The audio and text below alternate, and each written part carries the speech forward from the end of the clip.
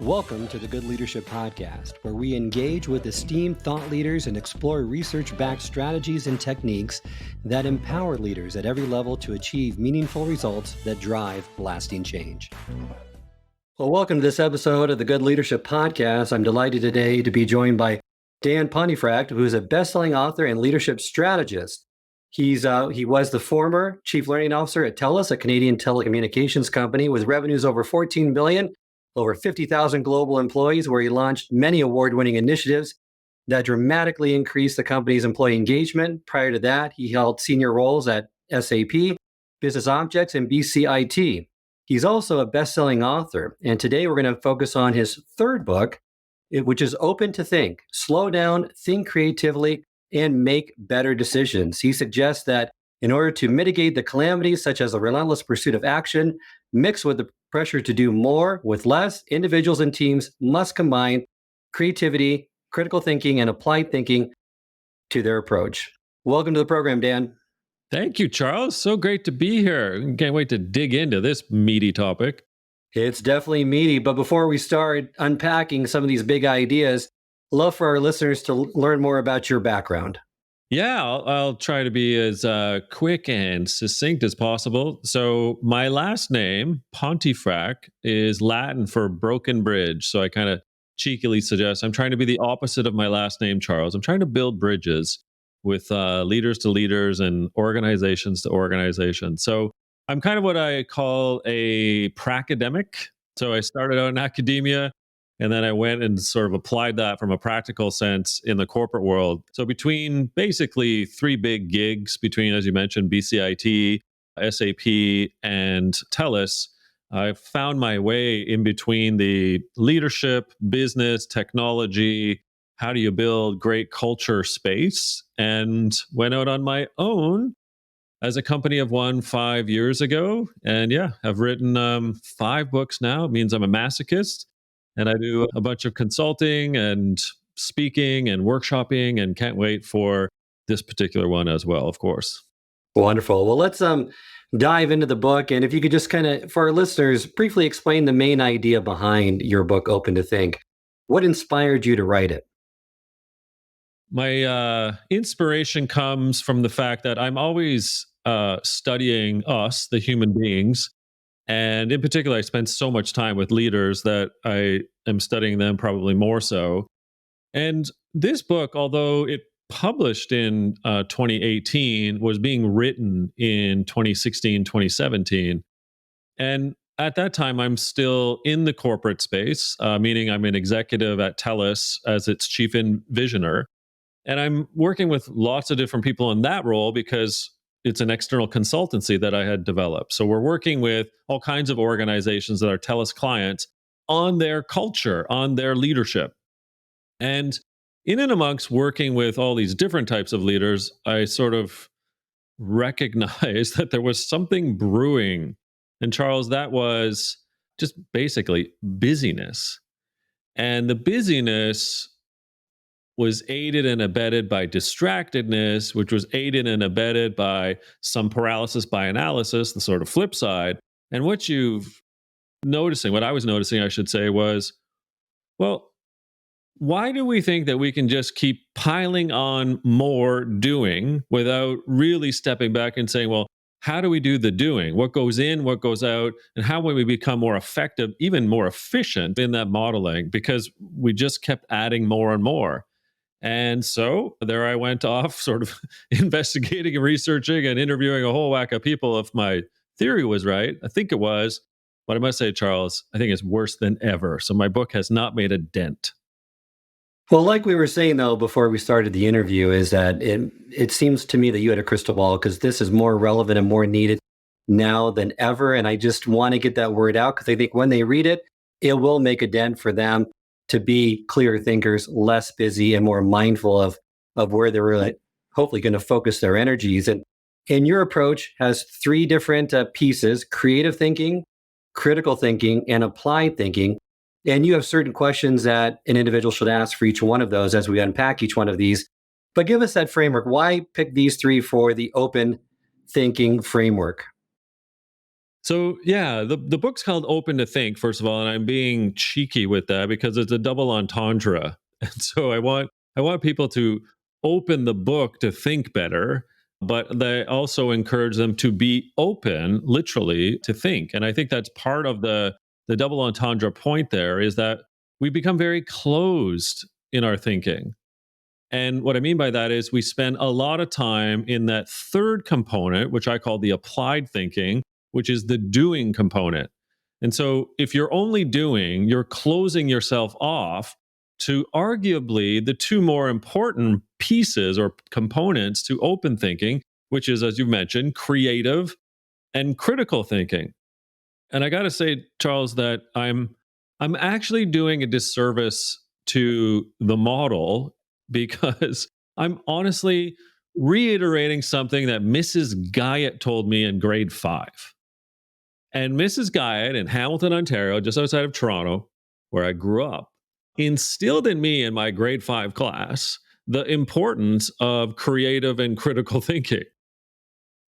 This was a woman whom said, we are here to be creators. And so we'd spend a lot of time as kids sort of thinking about creativity and creative thinking ultimately. But she also weirdly, I'm only a 10-year-old, but I still remember it vividly, kind of using some of those judicious decision making skills and like how to do computational reflection, right? On is it this apple, this pear, or this banana? And it's like, so it just Mrs. Guide is really the reason this book came to be because I reflected back on that year in elementary school and it was, oh, so maybe that's what we're not doing. The stuff that Mrs. Guide told us to do 30 odd years ago is not happening and we've been fixated on the doing. So hat tip to Mrs. Guyot, Charles, and us maybe, hopefully, spending a little more time in those two echelons, the creative and critical thinking. Well, let's talk about creative thinking because you're right. We're always rushed. We have so much to do, so busy. We don't take time to reflect, to wander, to really be alone with our thoughts, to come up with these creative ideas. I love a story that you tell in the book about the origin of lifesavers. And what are some ideas? Maybe you could unpack that story for us, give us more insights in that if you recall that. And then just give us some insights into what we can do to allow for that time each day to happen. Yeah, I mean, that particular story is one in which there's an adage that I use in the book called marinate in the moment. And if you're so quick to not just make a decision, but so quick, obviously, to take action, then you'll never know if you'll get a hole in the lifesaver. You'll never know if you're possibly create these molds and what they might turn out to be when you're actually just marinating, literally, in a world of possibility. And so, as you mentioned, the point of reflection, do you reflect in creative thinking? Is exactly that. Do you dream? Do you marinate in that moment? Are you allowing yourself the time to generate and unleash new ideas, like ideas from the past where you're looking at saying, well, maybe this could work? And it's completely that. It's this whole era of reflection that when we're so busy and pedantically peripatetic, moving around a lot, I should say, maybe in a simpler language, then we actually can't unleash those new ideas. We don't marinate in the moment, and the lifesavers will never come to be as a possibility for goodness in my mouth. Oh, great story. And you're right, that marinate in the moment. I love that concept. You also bring some famous individuals into the stories as well. Warren Buffett, he takes time every single day, spends a lot of time reading, thinking, not really investing too much time in meetings. Bill Gates, his famous Think Weeks are designed for that as well. So, if these individuals that are famous, that are successful, doing it that way, hopefully that'll give us some insight that it is important and it's something we should make time for during our day. What happens though if the organization doesn't buy into it? What are some of the ways in which we can try to get better buy-in with our organization so they see the need and the importance of it as well? So glad you brought up Buffett because ultimately there is a good metaphor for what I'm on about, and that is: do you time manage? I don't think that Warren Buffett manages his money; he invests. So maybe we need to sort of take a look at our calendars and the way in which that we operate each and every day. And as opposed to saying, "Oh, I'm so busy, my calendar's out of whack," in you're a time mismanager, as opposed to thinking of it as managing time. We only, each of us, you and I, Charles, have 168 hours a week. So maybe what we need to be teaching ourselves and our leaders teaching our team members is, how do you invest the time? So if you're investing, that's, putting money in, so to say, as to how you want to spend your money. So let's look at creative thinking.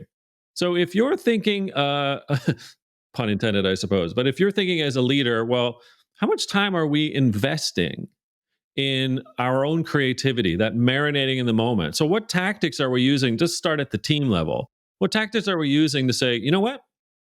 Yeah, I realize as a leader that we're spending way too much, investing too much time in the doing and not enough time in the creative thinking. So maybe we need some tactics there in order to unleash some of that creative thinking. So, how? Well, have you ever thought about like a think week?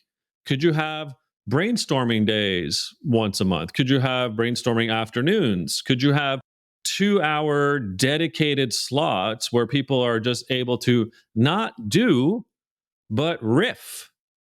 And it seems so contrary because we leaders have been ingrained and we've been tattooed into a culture where if I don't look busy and we're not doing, then we're failing and we're not more effective or efficient. The productivity, the performance lags. But in essence, what I'm saying is that just like Bill or Warren, in the ways in which that they're investing their time for Think Week or for 1 hour meeting a day for Warren, you're actually saying, well, no, the time that I want to invest with, the more I can do with myself or my team to maybe nurture those ideas, nurture those brain synapses from hitting and colliding with one another. Don't you think maybe some better ideas might be garnered from there? Might there be some ways in which that we're thinking, oh, I never thought of it that way. That might be more effective and efficient. So rather than just the doing, as I'm mentioning, taking a step back, investing in that creative thinking slots, just to start there, is probably a pretty good call to make. And there's lots of techniques that you can do, because I hear this a lot from leaders that they're just not that creative. They just, they aren't a creative person. I think that's a skill that can be built. And some people confuse that with they're either creative or they're not, as some innate ability. I would disagree. But if you don't take time to daydream, if you don't take time out of your day to ponder these questions and to really think how non-connected things might be connected in some way by reading different things, watching different things, then that's never going to happen. That skill's never going to be fully developed. Precisely. And so we can enter into the quagmire known as social media in this case, and there's pros and cons to socials. And what I mean by this is, if you're filling every moment up at a bus stop or in the tube or wherever the case may be, right? Elevators, and sort of not bumping into someone and saying, "Hey, how are you?" And if you're just constantly just investing your time to spend on what's going on out there in the world or catching up in emails, like there's a lot of doing. But there's some pros to social as well. If you dedicate time to say, well, you know what, I'm going to spend an hour on YouTube looking at ways in which to do X differently at our organization. So there's nothing wrong with social media. There's nothing wrong with spending time on a laptop, on your phone, on an iPad, whatever. But there is something wrong if you're using it in ways in which that just burn time.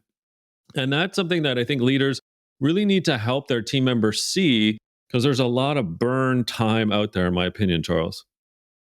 So some great tips that we covered for creativity: stop over programming every minute, listen, pay attention, and observe. I've read this a lot, heard this a lot from great creatives. It's not about them inventing something, it's about them observing something and then they connect the dots and write it down.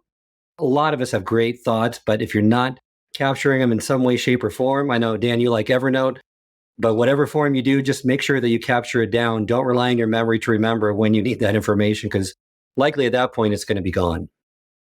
Yeah, the eureka moments, basically, right? When they come into your head, and if you're busy and are not capturing them, like you can just tuck those away, whether it's Evernote or some notepad, or even when you're transcribing something to yourself, you're just taking a verbal audio note, right?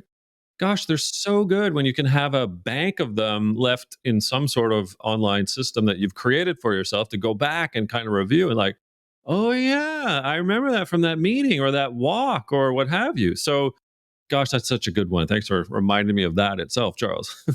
What I love too to remind people of the functional fixedness of our thoughts and our frames that we normally have. And I love the example you give in the book about World War One, how the French thought World War II was going to be fought one way, but in fact it was completely different by the Germans, and it made their life easier, made their victory even quicker, because the French were still thinking in that old frame, and that functional fixedness approach didn't serve them well. What a great story that, well, it's not great, but if you're a historian, you sort of look for examples where you're like, well, what could we learn from this? It's a great story. So it's called the Maginot Line. And the French were so excited. They thought World War II, which had not been deemed a world war at that point, but everyone figured Hitler was going to start invading territories in Western Europe. So the French were like, you know what? We got to build better trenches because it's going to be trench warfare 2.0. So the Maginot Line, which is this imaginary line, well, not really, but it's between the French and the German border. And the French decided to build this most elaborate, concrete proof tunnel system that had, you could get your haircut down there. There was a cinema, like it just went on for kilometers and kilometers and kilometers. But the Germans, well, the Nazis, I won't say the Germans, the Nazis decided to invent an entirely new way of war called blitzkrieg.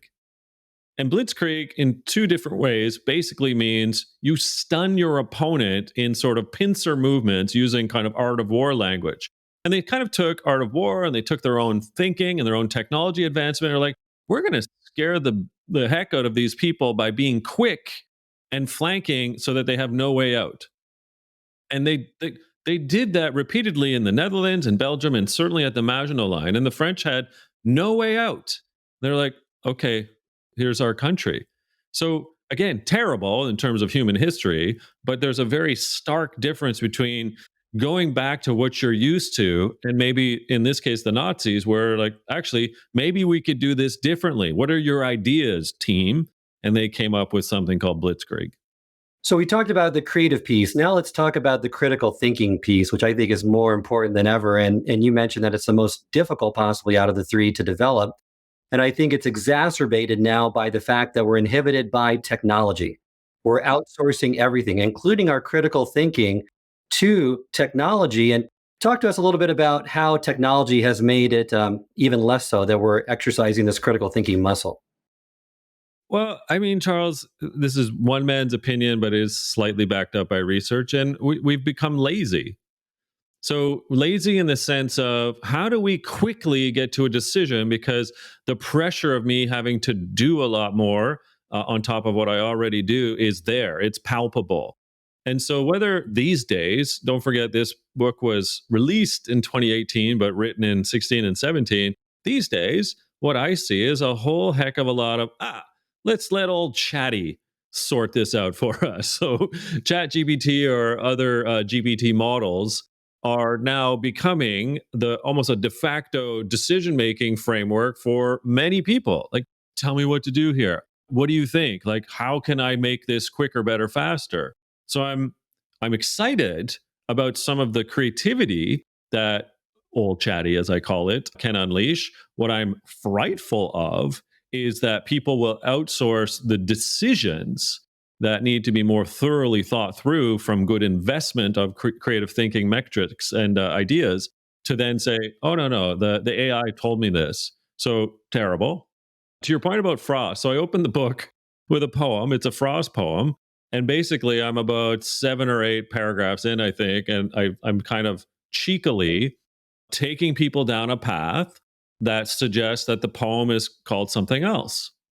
And still to this day, in the however many people have read the book, no one's ever come back to me and said, like, screw you. Like, why'd you do that to me? But it's kind of the point is that it's a setup. Like people gloss over the poem and the title that I put in right in the beginning of the book before they even get to chapter 1.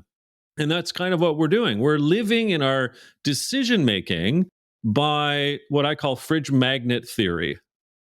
And because we're only looking at small snippets of things, like in the case of the Robert Frost poem, the last 3 lines, as opposed to the 20 lines, what happens is we're not, again, taking that time to say, well, what's the judicious assessment and analysis of all things that I need from an input perspective before making a decision? That decision needs to be rational and timely, but not at the expense of not knowing all the facts and the data. Same thing with your point about the Pope.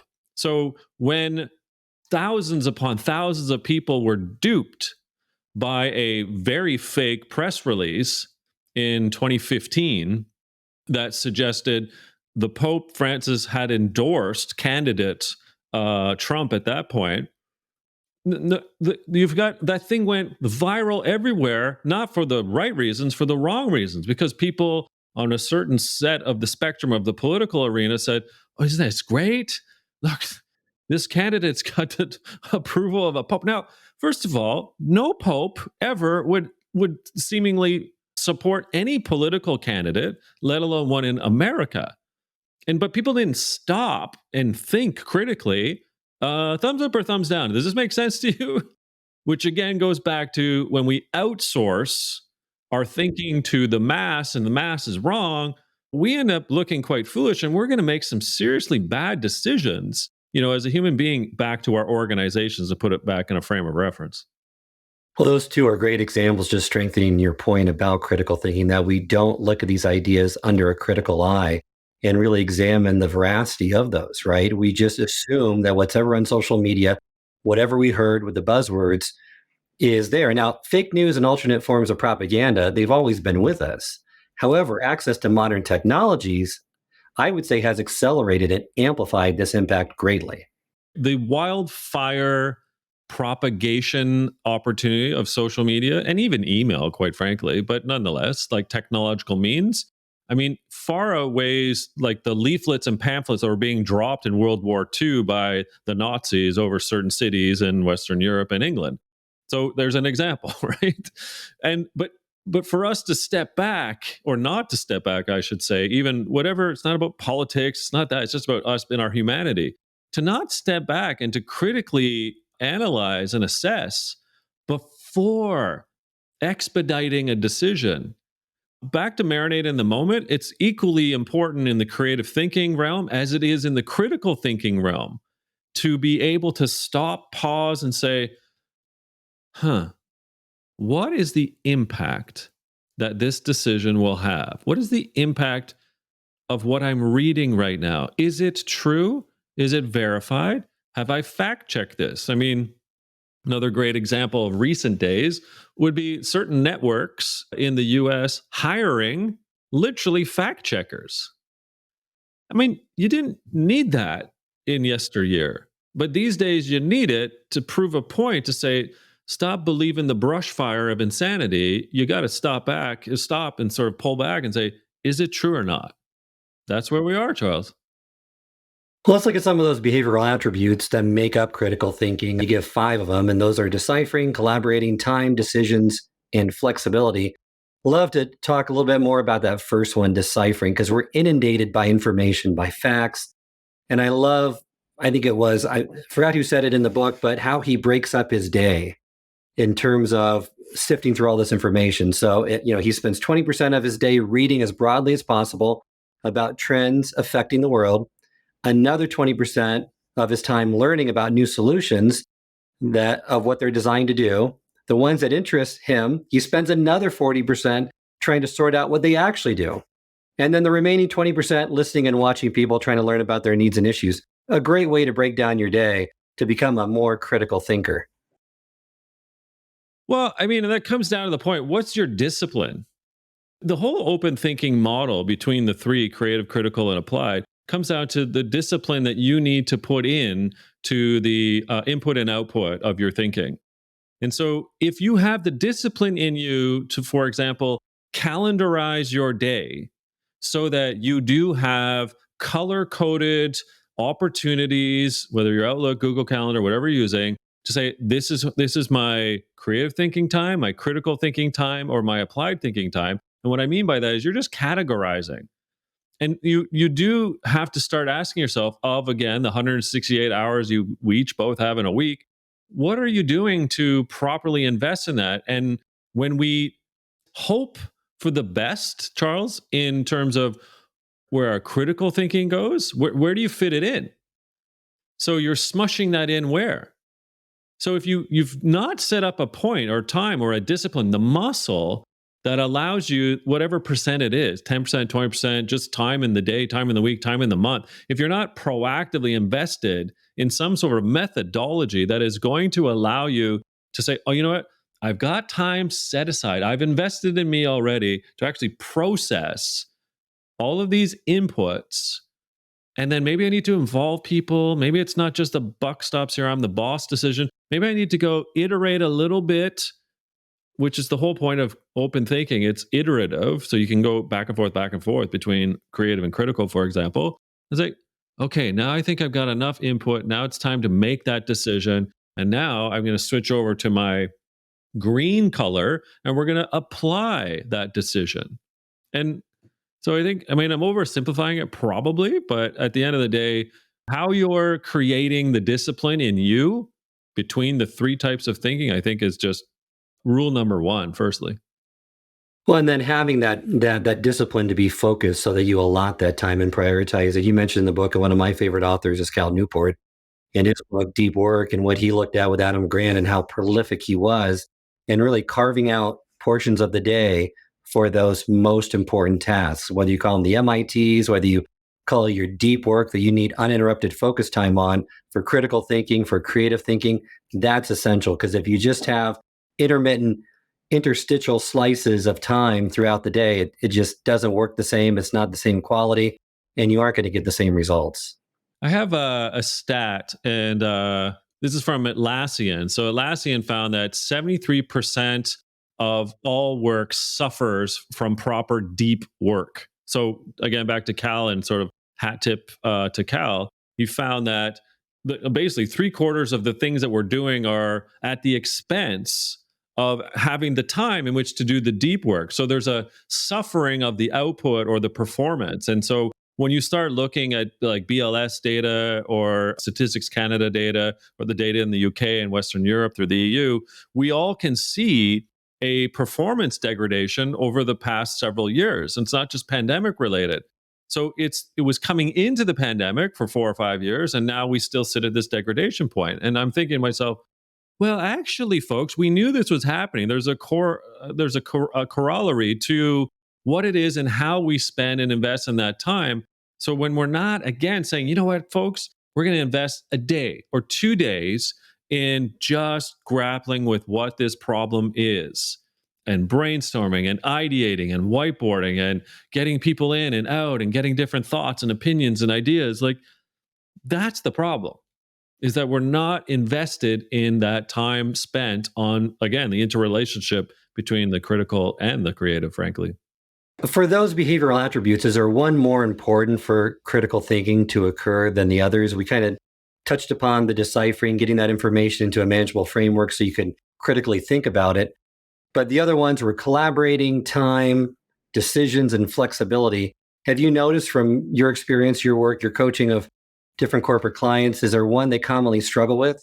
I keep going back to the time piece, and I know it may sound like the proverbial broken record, but when a leader doesn't build that muscle in the team to say, well, this is how we do that investment, then what happens is everyone's left to their own devices, literally at sometimes, right? And they're like, oh, so this is how it goes. And added on to that is the culture of busyness.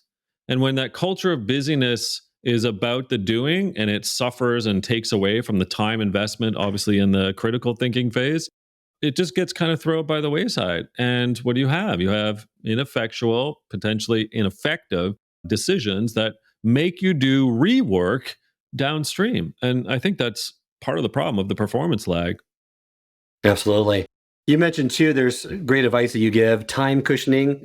So put that cushion of time on either side of different tasks so you're not hectic in your schedule each and every day. Outsourcing the minutia of your life so that you don't have to deal with everything. having realism, right? So far too often, critical thinking is treated as an all-you-can-eat buffet, which is really not. And I love the one about situational capacity. I haven't really heard that term before, but maybe perhaps you could just give more insight into that for our listeners. Let me first start with time cushioning, and I'll come back to the second one on situational capacity. So, time cushioning is we're so used to back to back to back to back meetings. And however, when I say, okay, are you just doing the default of Google Calendar or Microsoft Outlook or what have you, and you're just booking a 60-minute meeting because? So, what are the organizational, or at least as a leader, a team norm? So, do you need 60-minute meetings, or could they be 50 or 45? And then you're sort of asking yourself, well, what about the buffer in between a days? And just anyway, you're thinking about time and the cushioning aspect so that you have buffers to get to the loo or to stop and think, well, how did that meeting go? And writing your notes. Maybe it dawned on you that there was a new idea that was germinated. Do you have time to write that down anywhere? So that's the time cushioning piece. That's ultimately what I'm getting at. But situational capacity, I mean, that's asking yourself, do you have some sort of mechanism to signify, like maybe you use like different colors, maybe it's a 1, 2, 3, 4, maybe it's a star system, whatever the case may be. Like, how do you say this is what this is worth? And I mean, not everything is about the military, but we can learn a lot. There's a reason for DEFCON 1 through 5 because that's essentially situational capacity. This is the threat level of what things are happening, and this is what how much attention we should be paying to this. And so that's the same with reflection and action. So is there a way for you to self-analyze the sort of appropriate level of reflection and action that you need to take on whether it's a color system or a 1, 2, 3, 4 system, what have you? That's what that means. You're basically taking the time to self-assess and create almost like a prioritization schemata for you to then employ as one of those disciplines or muscles. The other one that I saw in the book, and you can see right behind me up there, is based on this, and that's the circle of competence that Warren Buffett made famous. And in his office, he has that same picture with his face on it, obviously not Ted Williams, showing basically that you need to know where your circle of competence ends and begins and focus on the areas in which you can really differentiate yourself and your brand. Yeah, that's a big one. I mean, that was a huge hat tip, and thank you for that. At the end of the day, we're all living off of the backs of giants who have done this before, and there's a good one where it's like attribute and hat tip to him on that one because it just makes so much sense to the open thinking model. Well, let's move to the third and final piece of this, and that's the applied thinking piece. So that's the commitment to execute on a decision, right? And we started the conversation with saying a lot of people just are in execute only mode. They like to apply things without properly reflecting on it, making sure they have the right creative mix into that solution and critically think about it. But applied thinking could, I mean, you argue that it's arguably the most difficult to understand and improve. Why do you think that? The reality is that we are all suffering from the relationship between our prefrontal cortex and our amygdala. In the less fancy way of saying, the prefrontal cortex is where your executive function resides. So your EF, it's often called, and that's the ability to categorize the doing in ways in which that can be done efficiently, effectively, and with rigor. Whereas amygdala based decision making to action is emotional. And it's the ways in which that often too many leaders sort of sway with the doing. And it's the culture piece. It's like, no, you've got to be calm. Like, not everything needs to be emotional and outbursts, etc. So I think we need to do a better job, first of all, on the doing when it comes to being categorically executive function or EF focused and specific. So that's kind of one. When you talk about that, or when I get into that from the amygdala perspective, the emotions that we have as leaders for the doing, it's sort of like whiplash. And we move on from one thing to the other. It's shiny object syndrome. It's bosses putting more work on other bosses who put that work on their team, which could be bosses, of course. And it's this domino sprinkler sawed off shotgun approach of amygdala emotion without stepping back and using your kind of executive function to say, well, how busy are people right now? Like, can they handle more, or should we just keep dumping on them? So this idea of too busy to be busy or not to be busy really comes down a lot to who are you as a person, as a leader? Are you more executive function related, or are you more amygdala emotional related? And I think that has a huge problem. It's a huge problem, sorry, to solve, Charles, in the way in which that we're treating people in the doing phase itself. We have a good solution with that to get more executive functions to applied thinking. You give really 4 tips. And the first one is be mindful, right? Remember what is relevant and pivotal in completing a task. Easier said than done, because like you said, if an amygdala hijack happens and you just get enraged with something, you're not going to pause, think, and reflect, and you're just going to act. And I think we're in execute mode so often that becomes our default setting. So it's really hard to get us out of that, to be more mindful in the moment and conscious of and pause and reflect before acting. Yeah, I mean, the first of those four, be mindful, also is almost a hat tip to do you believe in your purpose, vision, mission, values, strategic plan, or not? So the mindfulness piece there is saying, okay, so what is relevant? What's pivotal to sort of us completing, quote, the task? But how does it, are you mindful not about just the human being, but mindful to how this relates to purpose, vision, mission, values, and what we're up to? And again, back to amygdala, if you're not mindful and you're acting with emotion and dumping more on people, et cetera, then you forget what the purpose is, what the vision is, what the mission is, what the values are, what your stated strategic intent is. And people are like, what? Wait, whoa, whoa, whoa, what happened? Like, I thought we were like moving to this 3-year plan. Where did this thing come from? Why did we just pivot and go this way? So I can see that a lot. You can see that a lot actually in employee engagement anecdotal comments where the team member says, yeah, just totally non-mindful about what we're trying to do here, not relevant, doesn't understand, and keeps dumping new things on us. And that's a problem, clearly. What a tool you give too to help out with this is, once again, coming from the military, that after action review that allows teams to analyze how that previous project was, right? Did it meet its intended goal? Because you really need your working memory to function correctly and have clarity if you're going to have optimal decisions.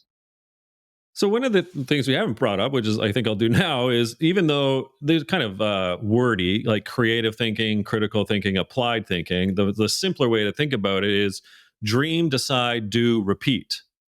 And the dream, decide, do, repeat mantra, when you're doing, and back to repeat, when you've done the doing, what happens is, well, arguably, you should probably go back next door and critically think about what worked and what didn't. So you're just kind of like saying, look, it's not a 1, 2, 3 model. It's an integrated, iterative, like just decide where and when you need creative, critical, or applied thinking. But yeah, when you're done the done or done the doing, you are now in an opportunity to evaluate, to assess, to do, as you say, the ARAs, the after action reviews. And these are the chances for you to critically think about, well, how did we do budget? How did we do time wise? How do people feel? Are people disengaged? Why do people lose their minds? Why is so much infighting? Why didn't that team work with us? Why did they work with us? And to take those learnings for the next time, and then you park them into the creative thinking time. You're like, hey, what did we learn the last time we did X? Oh, we're on to Y now. Oh, let's add that to the creative thinking time. We're like, yeah, look at all the learnings we got there. But Charles, what happens? We don't do after action reviews. We don't do evaluations. We don't do, I hate the term, by the way, it's terrible, but postmortems. Like the chance to sort of say, well, what happened here? Because why?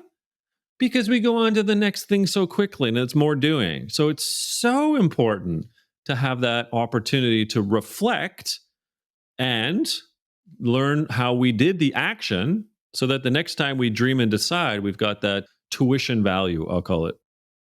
When you mentioned too that another trait that you found in all open thinkers, right, that helped them to demonstrate this creative, critical, applied thinking framework better is they're always learning. They're continuously learning something. They're learning from their experiences, like you said. One way I've never done this before, and it's not in the book, but it dawned on me metaphorically because of where I'm sitting today. So travel around any neighborhood in North America, Western Europe, wherever, it doesn't matter, Australia. And you're going to see probably somewhere between 4 and 8 decades of different architecture, from houses to condos to large apartment plots and so on. Now, don't you notice that the architecture changes? And whether you believe in it's better in the past or better now, it's different. So architects, builders, designers, etc., are learning from each time that a house or a condo or whatever has been built. They're like, what can we do to either save money, make it more environmentally friendly? How do we maximize space and smaller footprints, and so on? That's the point. Every time they've built a house, they're actually thinking about, well, what did we learn from this? What can we take to the next one? Otherwise, all our houses would look the same. And I think that's me having now built a house, by the way. Like, Denise and I have learned what we were going to do differently for the next time we build a house. And so that's the point ultimately, is that this whole, as a recovering chief learning officer, Charles, this notion of continuous learning, I think, has to be almost systemic to your open thinking model. The next piece, which I love, is the be attentive in the applied thinking framework, right? Stay flexible, yet focus on specific actions. Love the story you give about Natalia Martinez and her solo climb of Mount Logan in 2017, how she really had to be flexible, right? Because her goal changed pretty dramatically within a couple hours. Yeah, so that short story-ish is wonderful in the sense that Natalia survived, but her goal was to do a solo mission up Mount Logan and to reach the summit. And of course, mountains are full of snow and hazardous wintry conditions. And when it gets really hazardous and wintry, sometimes you might not make it. And I mean, when not make it, not up the mountain, but in life. And so she has this wonderful anecdote essentially. So, like, I had to decide whether or not I was going to push myself to the point of possible death, or am I going to be flexible and change my goal of survival and focused on surviving? And that is just a wonderful little microcosmic look at that. Sometimes you have to be attentive to the reality of your situation as a leader and recognize, might not work out this time. So I'm not going to be rigid and just plow through up the mountain, so to say. I'm going to take my time, figure out how to get out of this. And ideally, in this case, she was rescued and saved. The other two are being ruthless and being humane. Anything about those that you would like our listeners to know? So the ruthless part is back to one of those disciplines I alluded to, and that's you, the muscle of you being ruthless with your calendar. Like, the impulsivity of social media, the impulsivity, the destructiveness and irrelevance of a lot of things that you shouldn't be doing when you're just doing garbage things and not fueling yourself with the right type of doing. And I'm being unable to block out and being completely fixated and ruthless on the focus that you need to the doing. So, for example, to put this into layman's terms, if you have a laptop and a monitor, let's say, and you're working from home office or cubicle, wherever your office, and every 44 nanoseconds, you have in the top right hand portion of your screen, Apple or Microsoft notifications, and then you have your social notifications, and then you've got your phone not on vibrate or silent, but it's pinging you with these bing, bing, bing. Like, that's not being ruthless. That's allowing Silicon Valley to dictate your stress level, and you're not going to be able to be ruthless in the focus there. So that was number one. On the humane side, now you're a leader. So are you basically empathizing? That's the key word here. Are you demonstrating empathy? What I call head, heart, hands. So are you intellectualizing what people are like thinking? Are you humanely feeling what they're feeling? And will you use your hands to do something about that? When you're humane, you realize that there's a lot of pressure on our people, on your people. And you're there as a leader to not just protect, but to guide and teach and facilitate what it is that they need to be doing to get in control of their doing. So ruthless, you, humane, others. Great distinction. Thank you for providing that. I agree. Being ruthless, blocking out anything that's irrelevant, right? But be humane and be empathetic to people that you work with and those you serve. It goes such a long way. And I think it could be, all leaders could use more empathy and keep that skill stronger and stronger over time. Before we end the episode, love that analogy that you gave at the end of the book that kind of sums up this whole open to think approach, and that's the popcorn metaphor. And what does that have to do with open thinking? Oh gosh, you really did read the book. This is fantastic, Charles. So I'm English, which is a fancy way to say we don't believe in microwave popcorn. And so when I grew up, and I continue to this day with our kids, we cook popcorn with one of those old kettles and oil, which is not good for you, obviously, and kernels. But the metaphor here is like, okay, so how do you want your thinking to be? Well, think about it this way. There's kind of four types of popcorn, effectively, right? And that is when you're going into the popcorn making process, you've got to pick the right pot. There are ones that will sort of not provide as much convection, and there are others that will. So you got pot selection. And so I'm going through the creative, critical, applied thinking metaphor here, or metaphorically. There is different types of kernels as well. So you really have to think about the colored ones, the maize souffle ones, and so on. You got to be thinking about oil. So decisions on what type of oil to what heat, and at what heat then now you're asking yourself, so is it gas? Is it electric? Is that different? So there's all these inputs, and it's just popcorn. People are like, are you crazy, Dan? I'm like, well, metaphorically, work with me. So now you've kind of decided on oil and pot and level of temperature and so on and so on. And now you're ready to start doing. But equally so, you've got to be an open thinker on the doing part, because you could do one of several things, right? You could undercook your kernels to the point where they don't even pop, and you're serving boiling hot kernels to your kids, which is going to make you go to the hospital because they've got oil holes in their throat now from the burning hot oil. You've got, well, I waited slightly too long, but not long enough, meaning, or not too long, where I burnt it. It's still edible, but it tastes, it's burnt. The third one, of course, is, well, you did it all well. You've got fluffy, delectable popcorn. It's fantastic. And then the flip side of that, of course, is you looked at your phone, the boss phone, you went on to do something else, you forgot about the pot on the stove, and you've now got a fire in your kitchen because you're completely distracted. So any of those four, if you're thinking about a 2x2 matrix, are possible, but equally important is the inputs on the creative and critical thinking to get to that potential fluffy, delectable popcorn era. Thank you for providing that metaphor. I'll never look at popcorn making the same way again. That was I will definitely put more creative thought and critical thought into that process as a result. So, as we're ending today, just love to leave our listeners with a call to action. What would you recommend to leaders listening to apply first in this framework, or is there a first step? Yeah, that's a tough one, but a good one. I'll say this: you have to self-reflect first. Like, you have to take a look at your calendar, your conduct. What are you espousing? What do you demonstrate? What is it that you're role modeling or not? So when, just a little example here, Charles, when if you're in a meeting and it's a conference room or even it's online, and you're not there, but you're there, like, there's a defocused leader. So how are you possibly going to help in either creative, critical, or applied thinking if you're not there? So that's like kind of one of the points. Stay focused. That's one of the suggestions in the book.